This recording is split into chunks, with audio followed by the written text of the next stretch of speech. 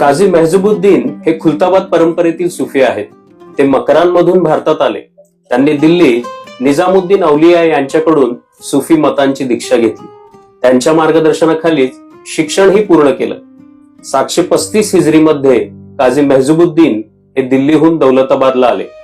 काही इतिहासकारांच्या मते ते खुलताबादच्या बुरहानुद्दीन गरीब यांच्यामुळे दखण्यात आले असावेत. दौलताबादमध्ये काही काळ वास्तव्यानंतर ते केजला आले. केज येथे त्यांनी दीर्घकाळ चिश्ती मतांच्या शिकवणीचा प्रसार केला. केजला एक खानका स्थापन केली, जिथे लोकांना आध्यात्मिक शिक्षण दिलं जात होतं.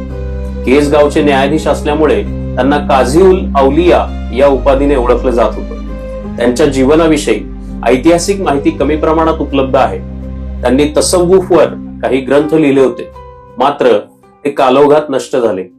केजमध्येच त्यांचं निधन झालं. निधनानंतर त्यांच्या दर्ग्यावर एक घुमट बांधण्यात आला, जो आजही त्यांच्या स्मृतीचं प्रतीक म्हणून अस्तित्वात आहे. काझी मेहजूबुद्दीन हे खुलताबाद परंपरेतील सुफी आहेत. ते मकरांमधून भारतात आले. त्यांनी दिल्ली निजामुद्दीन औलिया यांच्याकडून सुफी मतांची दीक्षा घेतली. त्यांच्या मार्गदर्शनाखालीच शिक्षणही पूर्ण केलं. 735 हिजरीमध्ये काझी मेहजूबुद्दीन हे दिल्लीहून दौलताबादला आले. काही इतिहासकारांच्या मते ते खुलताबादच्या बुरहानुद्दीन गरीब यांच्यामुळे दखण्यात आले असावेत. दौलताबादमध्ये काही काळ वास्तव्यानंतर ते केजला आले.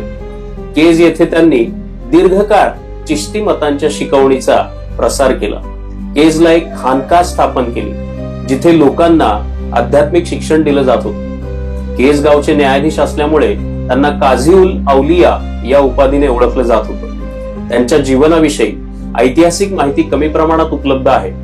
त्यांनी तसव्वुफवर काही ग्रंथ लिहिले होते, मात्र ते कालौघात नष्ट झाले. केजमध्येच त्यांचं निधन झालं. निधनानंतर त्यांच्या दर्ग्यावर एक घुमट बांधण्यात आला, जो आजही त्यांच्या स्मृतीचं प्रतीक म्हणून अस्तित्वात आहे.